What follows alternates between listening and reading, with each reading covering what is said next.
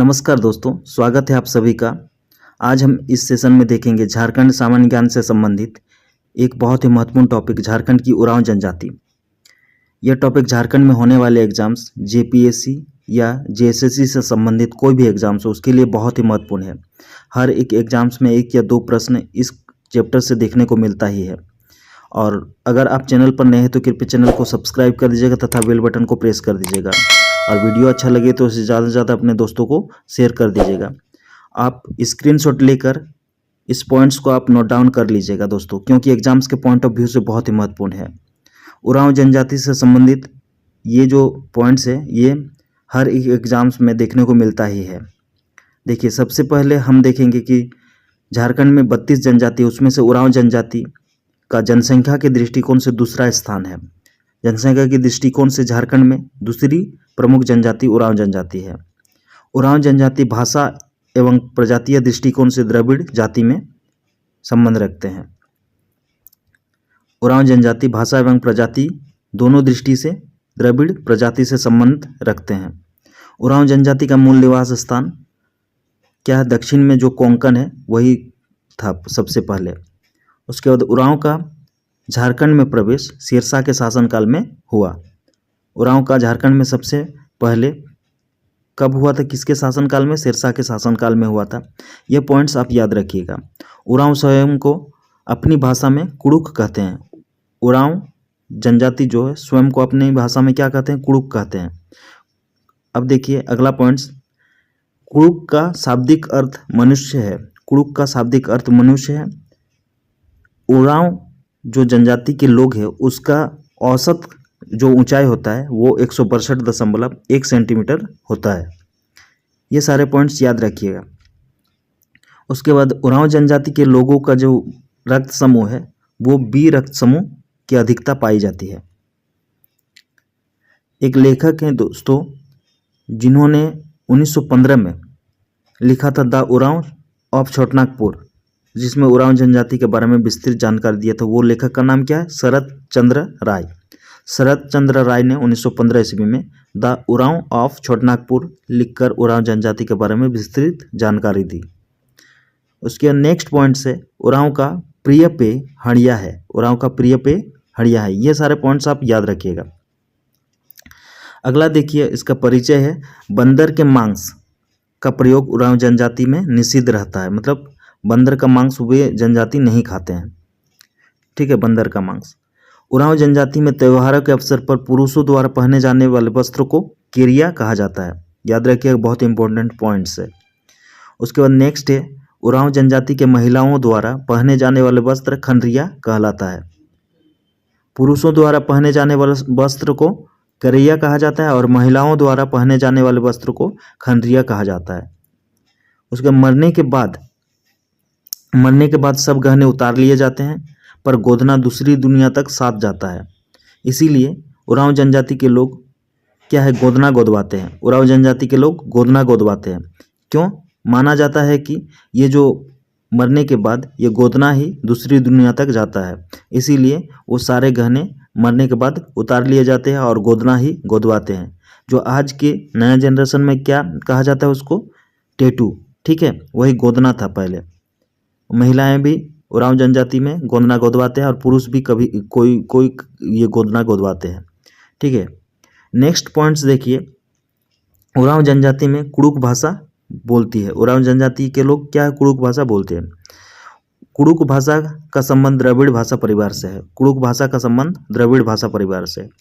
उरांव जनजाति के लोग सर्वाधिक छोटनागपुर, दक्षिणी छोटनागपुर प्रमंडल में निवास करते हैं। उरांव जनजाति के लोग सर्वाधिक दक्षिणी छोटनागपुर प्रमंडल में निवास करते हैं। याद रखिएगा दोस्तों। ठीक है, उरांव जनजाति का मुख्य पेशा कृषि है। उरांव जनजाति का मुख्य पेशा कृषि है। क्या है? कृषि। ठीक है, इसके बाद है प्रशासनिक और सामाजिक जो उनका संरचना है। प्रशासनिक समाज और सामाजिक कैसे संरचना है? उरांव जनजाति का परिवार जो है वो पितृवंशीय होता है, मतलब उसका वंश पिता के वंश से चलता है। उरांव का जो परिवार होता है वो अधिकांशतः एकल होता है, एकल परिवार होता है। ठीक है, उरांव जनजाति में उत्तराधिकारी पितृवंशीय होता है। उरांव जनजाति में उत्तराधिकारी पितृवंशीय होता है। उरांव गांव का जो प्रधान होता है उसको क्या कहते हैं? महतो कहते हैं। उरांव गांव का प्रधान क्या होता है? महतो होता है। ठीक है, नेक्स्ट देखिए प्रशासनिक और सामाजिक क्या है? धूमकुड़िया उरांव जनजाति का युवा गृह को कहा जाता है। धूमकुड़िया उरांव जनजाति के युवा गृह को कहा जाता है, ये याद रखिएगा। धूमकुड़िया बहुत ही इंपॉर्टेंट है, ये अक्सर एग्जाम्स में पूछे जाते हैं। धूमकुड़िया वस्तु तो जनजातीय प्रशिक्षण केंद्र होता है। धूमकुड़िया क्या है? जनजातीय प्रशिक्षण केंद्र होता है। ठीक है, अगला पॉइंट से देखिए, धूमकुड़िया में प्रवेश 3 वर्ष में एक बार दिया जाता है। धूमकुड़िया में प्रवेश 3 वर्ष में एक बार दिया जाता है। युवकों के धूमकुड़िया को जोंक एरपा के नाम से जाना जाता है। युवकों के धूमकुड़िया को जोंक एरपा के नाम से जाना जाता है और युवतियों के धूमकुड़िया को पेल एरपा के नाम से जाना जाता है। ठीक है दोस्तों अगर वीडियो अच्छा लगे तो ज़्यादा से ज़्यादा अपने दोस्तों को शेयर कर दीजिएगा और चैनल पर नए हैं तो कृपया चैनल को सब्सक्राइब कर दीजिएगा तथा बेल बटन को प्रेस कर दीजिएगा। ठीक है दोस्तों, अगला पॉइंट्स देखिए, प्रशासनिक और सामाजिक दृष्टिकोण से जोंक एरपा को धांगड़ कुड़िया नाम से भी जाना जाता है।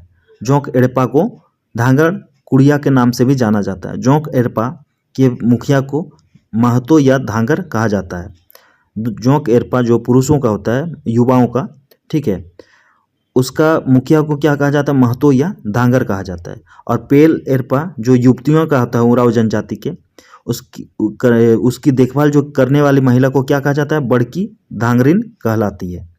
पेल एरपा की देखभाल करने वाली महिला को बड़की धांगरिन कहलाती है, ये याद रखिएगा, बहुत ही इंपॉर्टेंट पॉइंट्स है। ठीक है, नेक्स्ट प्रशासनिक और सामाजिक का ही कुछ पॉइंट्स है। देखिए, उरांव जनजाति के पंचायत को पचोरा कहा जाता है। उरांव जनजाति के पंचायत को पचोरा कहा जाता है। पाहन और महतो उरांव गांव के 2 प्रमुख अधिकारी होते हैं। और पाहन खूंट का एवं महतो खूंट का होता है।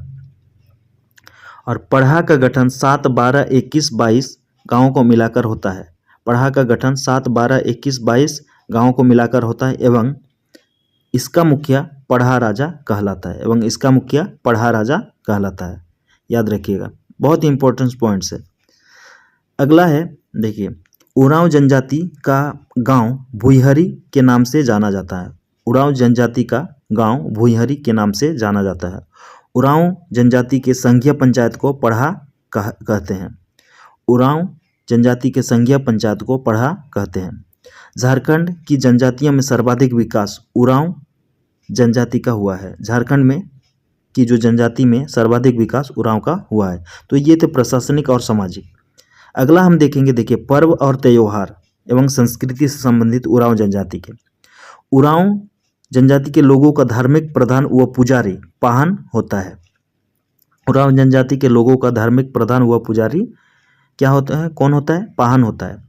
उरांव लोगों का मुख्य पूजा स्थल सरना नाम से जाना जाता है। बहुत इंपॉर्टेंट पॉइंट्स है दोस्तों, इसको स्क्रीनशॉट लेके आप अपने नोट्स तैयार कर लीजिएगा।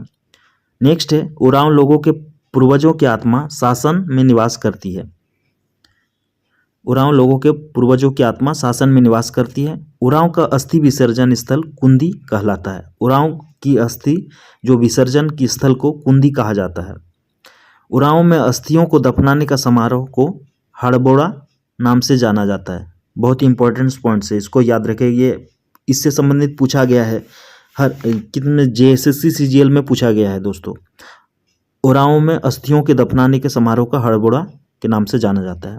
ठीक है, अगला पॉइंट्स पर्व त्योहार एवं संस्कृति से है। हड़बोड़ा समारोह साल में एक बार होता है। हड़बोड़ा समारोह साल में एक बार होता है।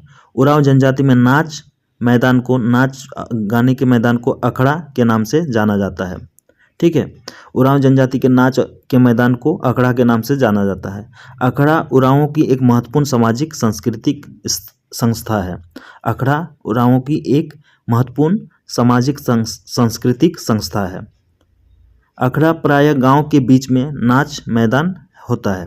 ठीक है, अखड़ा प्रायः गांव के बीच में स्थित नाच के मैदान होता है। अखड़ा में पर्व त्यौहार महत्वपूर्ण धार्मिक अवसरों पर दिन भर नाच गान चलता है। अखड़ा में पर्व त्यौहार के अवसर पर दिन भर नाच गान अखड़ा में होता है। जदुन नृत्य उरांवों का सर्वाधिक लोकप्रिय नृत्य है। जो जदुर नृत्य है वो उरांवों का सर्वाधिक लोकप्रिय नृत्य है, याद रखिएगा, बहुत ही इंपॉर्टेंट से। अगला देखिए, उरांव जनजाति में पिता तथा उसके भाई एक ही शब्द में बा से संबोधित किया जाता है। उरांव जनजाति में पिता तथा उसके सभी भाई, ठीक है, उसको एक शब्द में संबोधित किया जाता है, वो क्या है, बा, बा कहकर संबोधित किया जाता है। उरांव जनजाति के महत्वपूर्ण त्यौहार कर्मा एवं सरहुल होता है। उरांव जनजाति के महत्वपूर्ण त्यौहार कर्मा एवं सरहुल होता है, ये याद रखिएगा दोस्तों, बहुत इंपॉर्टेंट पॉइंट्स है। उसके बाद अगला पॉइंट्स है, युवक युवतियों का त्यौहार, बड़ा त्यौहार क्या है, जतरा मनाने वाले जनजाति उरांव है। युवक युवतियों का सबसे बड़ा त्यौहार जतरा मनाने वाले जनजाति कौन है, उरांव है, ठीक है। उसके बाद हम उरांव जनजाति से संबंधित विवाह जो होते हैं उससे के बारे में हम जानते हैं। देखिए, उरांव में विवाह का सर्वाधिक प्रचलित रूप आयोजित विवाह होता है। उरांव में विवाह का सर्वाधिक प्रचलित रूप आयोजित विवाह होता है। नेक्स्ट पॉइंट है, उरांव के एक गांव का दूसरे गांव के साथ हुए विवादों का निपटारा कौन करता है, पढ़ा करता है। विवादों का निपटारा कौन करता है, ये विवाह लिखा हुआ है दोस्तों, इसके विवादों होगा, विवादों का निपटारा कौन करता है, पढ़ा करता है, ठीक है। नेक्स्ट पॉइंट्स देखिए, पूजा और संस्कृति, ठीक है, पूजा और संस्कृति से संबंधित। उरांव जनजाति का सर्वोच्च देवता धर्मेश होता है। धर्मेश उरांवों का मुख्य देवता होता है। धर्मेश सिंगबोंगा सूर्य का प्रतीक माना जाता है। धरती माता धर्मेश की दंपत्ति मानी जाती है। उरांव ग्राम का देवता ठाकुर देव होता है। इससे संबंधित पूछा गया था प्रश्न जेपीएससी में। उरांव गांव का ग्राम देवता ठाकुर देव होता है। उरांव का कुल देवता पूर्वजात्मा होता है। उरांव का कुल देवता कौन होता है, पूर्वजात्मा होता है, ठीक है। दोस्तों, वीडियो अच्छा लगे तो इसे ज़्यादा से ज़्यादा अपने दोस्तों को शेयर कर दीजिएगा तथा अगर चैनल पर नए हैं तो कृपया चैनल को सब्सक्राइब कर दीजिएगा तथा बेल बटन को प्रेस कर दीजिएगा, ठीक है दोस्तों। देखिए, अगला है पूजा संस्कृति से संबंधित। उरांव जनजाति में रोपनी के समय फसल की रक्षा के लिए भेलवा पूजा होती है। उरांव जनजाति में अन्य प्रयोग के पूर्व नई फसल का एक अंश पहले सरना बुढ़िया को अर्पित किया जाता है, जो देवी है, ठीक है, सरना देवी को। उरांव जनजाति में गांव के कल्याण के लिए साल में एक बार गोरैया पूजा होती है। बहुत ही इंपॉर्टेंट पॉइंट्स है दोस्तों। गोरैया पूजा किस जनजाति से संबंधित है, ये उरांव जनजाति से संबंधित है। नेक्स्ट देखिए, पूजा संस्कृति से संबंधित। उरांव का सीमांत देवता क्या होता है, डीहवार होता है। उरांव का जो सीमांत देवता है वो क्या है, डीहवार होता है। उरांव का पहाड़ देवता मरांगबुरु होता है। उरांव का पहाड़ देवता मरांगबुरु होता है। तो ये थे दोस्तों उरांव जनजाति से संबंधित जो पॉइंट्स है, ये बहुत ही महत्वपूर्ण पॉइंट्स है, याद रखिएगा दोस्तों। अगर आप चैनल पर नए हैं तो कृपया चैनल को सब्सक्राइब कर दीजिएगा तथा बेल बटन को प्रेस कर दीजिएगा, और वीडियो अच्छा लगे तो उसे ज़्यादा से ज़्यादा अपने दोस्तों को शेयर कर दीजिएगा। तो आज के लिए इतना ही दोस्तों, इस सेशन को मैं यहीं पे एंड करता हूँ। तब तक के लिए जय हिंद, वंदे मातरम।